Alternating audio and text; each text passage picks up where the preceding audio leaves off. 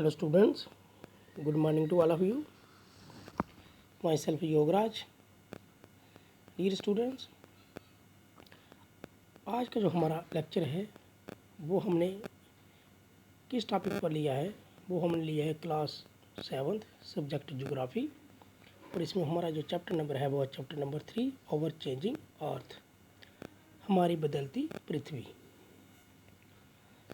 Let's begin.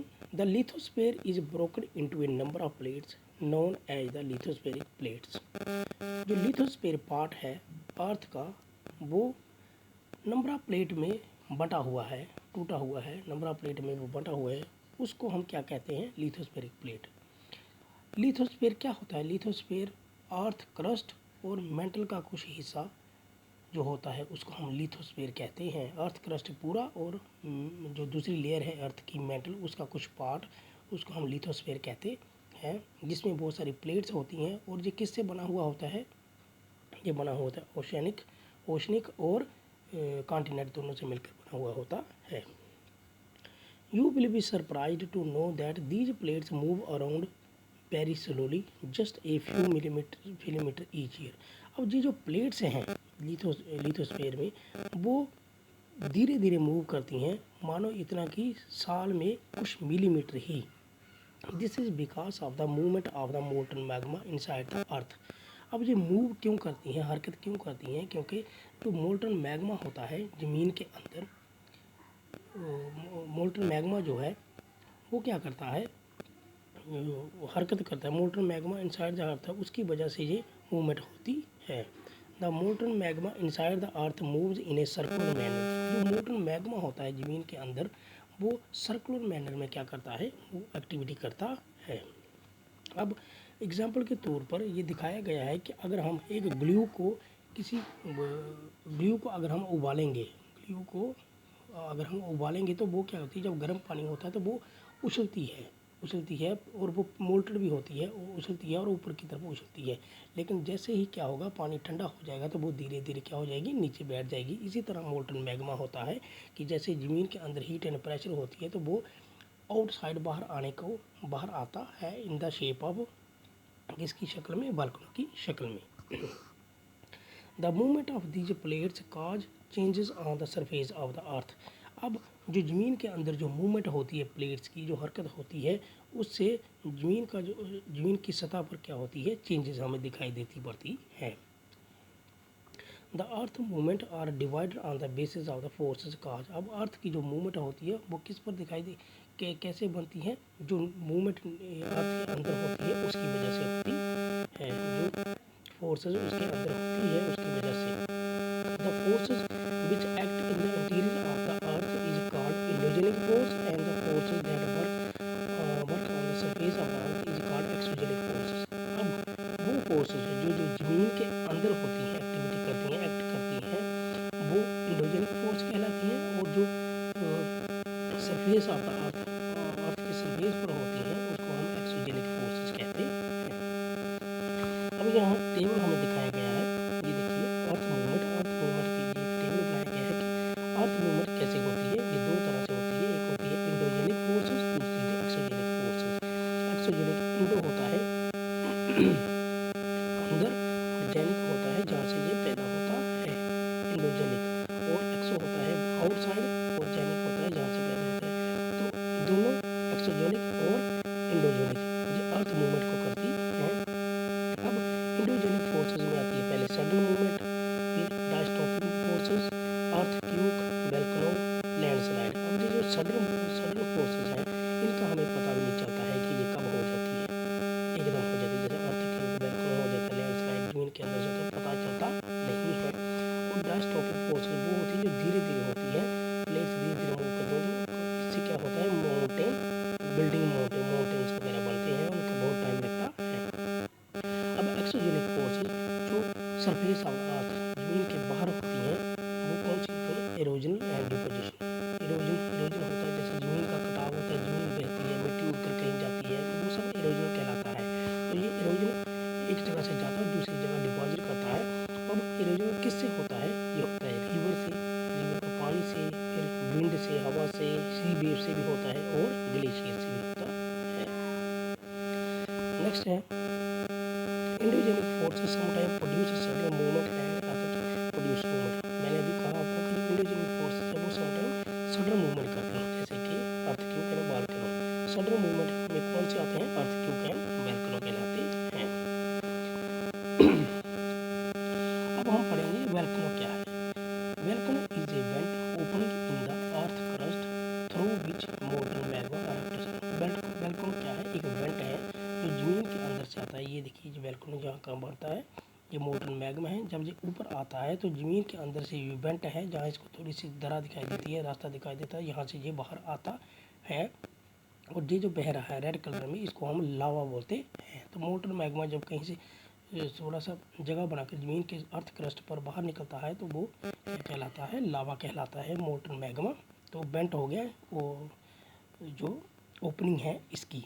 अब ये जो ऊपर है इसको हम क्रेटर बोलते हैं। क्रेटर जो खुला सा ज़्यादा बड़ा होल है क्रेटर बोलते हैं, जहाँ से गैस और एशेस वगैरह निकलती है। मोल्टन मैग्मा कहाँ तैयार हो रहा है? ये मेटल का कुछ पार्ट और क्रस्ट का।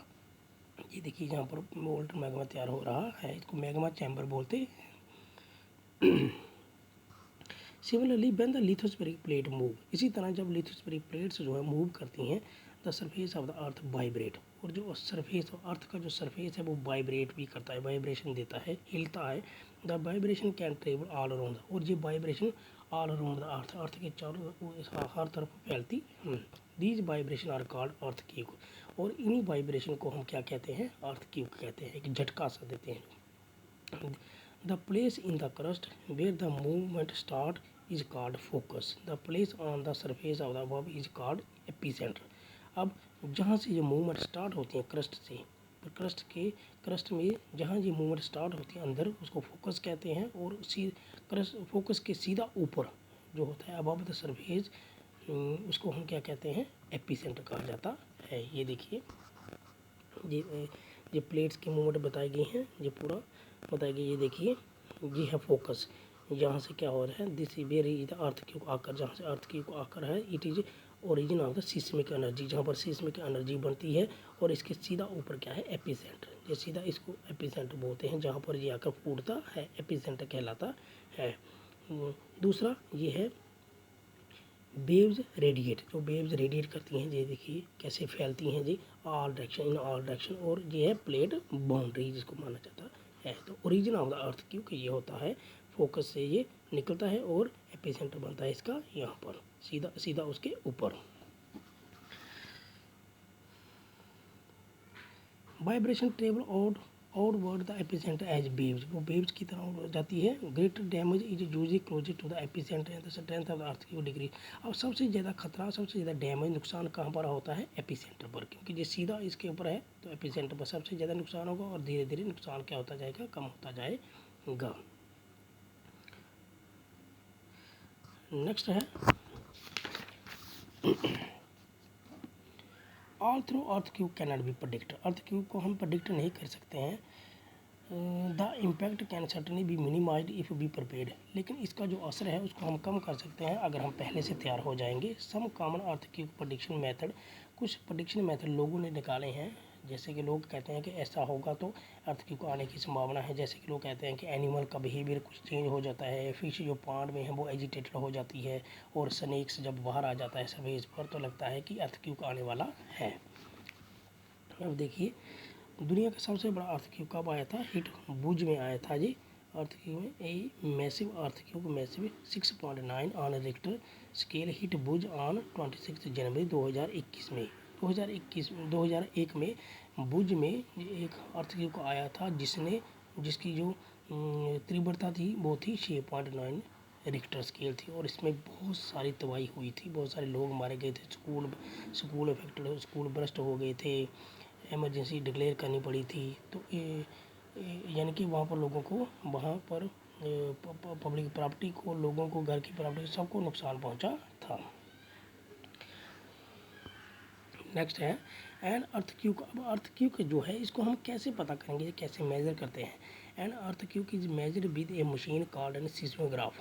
सीस्मोग्राफ एक मशीन है जिससे हम अर्थक्वेक को मेजर करते हैं। The magnitude of the earthquake on major on the Richter scale and earthquake is 2.0। अगर 2.0 इसकी रिक्टर स्केल है तो ये कम नुकसान है, यानी कि इतना नुकसानदायक नहीं होता है। And earthquake over 5 can cause damage. और अगर ये अगर 5.0 रिक्टर स्केल पर है इसकी तीव्रता अर्थक्वेक की, तो ये क्या करता है, ये नुकसान पहुंचाता है हमें। जिससे क्या होता है, चीज़ नुकसान ये कैसे पहुंचाएगा, जिससे हरकत होती है, चीज़ें हिलती हैं और नीचे गिर सकती हैं, उससे भी हमें नुकसान हो सकता है।